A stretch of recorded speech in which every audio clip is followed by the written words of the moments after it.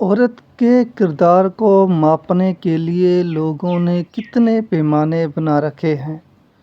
عورت کا لباس، عورت کی آواز، عورت کے ہاتھ پاؤں، عورت کی شکل و صورت، عورت کے ہاتھ سے بنی گول روٹی، اس کے ہاتھ سے پکے کھانے کا نمک، اس کے ہاتھوں پر چڑھا مہندی کا رنگ، اس کا خاندان، اس کی ماں، اس کا باپ، اس کی فیملی کے معاشی حالات، اس کی تعلیم، مستقبل۔ کوئی اچھی سے اچھی عورت بھی بے شک سب مرحلے پار کر جائے مگر کہیں نہ کہیں رہ ہی جاتی ہے۔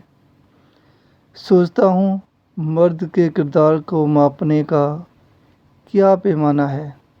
اس کا صرف اچھی ملازمت کرنا اس کے سب عیبوں پر پردہ ڈال دیتا ہے۔